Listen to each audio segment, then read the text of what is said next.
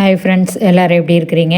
இப்போ பார்த்தீங்கன்னா நம்ம நெக்கு ஷேப் அப்படியே கரெக்டாக இருக்கணும் அப்படின்னு பார்த்தீங்கன்னா, இந்தமாரி நம்ம பேட்டன் நெக்காக இருந்தாலும் சரி, இந்தமாரி எம்ப்ராய்டிங் ஒர்க்கு எந்த நெக்கு டிசைனாக இருந்தாலுமே நம்ம லைனிங் கொடுத்து அடித்து திருப்புவோம்.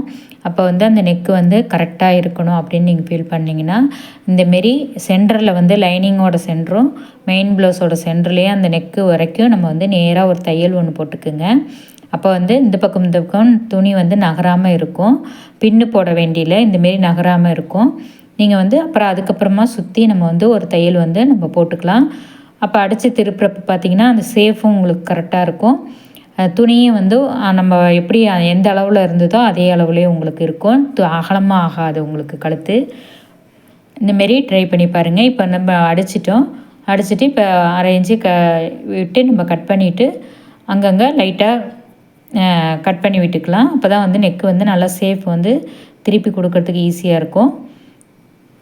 இப்படி இப்போ அதுக்கப்புறமா நீங்கள் திருப்பி விட்டு படிமான தையல் ஒன்று போட்டுக்குங்க.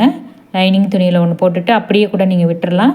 இல்லை உங்களுக்கு அந்த எம்ப்ராய்டிங் இப்போ வெயிட்டாக இருக்குது அப்படின்னு நீங்கள் ஃபீல் பண்ணிங்கன்னா மேலே அதே கலரில் நூல் போட்டு நீங்கள் திருப்பி போட்டிங்கன்னா ப்ளவுஸ் ஷேப் உங்களுக்கு நெக் ஷேப்பு கரெக்டாக இருக்கும்.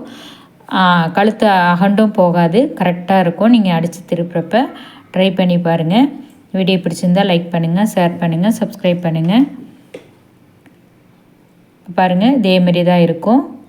நெக்கு கரெக்டாக அதே ஷேப்லேயே உங்களுக்கு வந்துடும். தேங்க்யூ.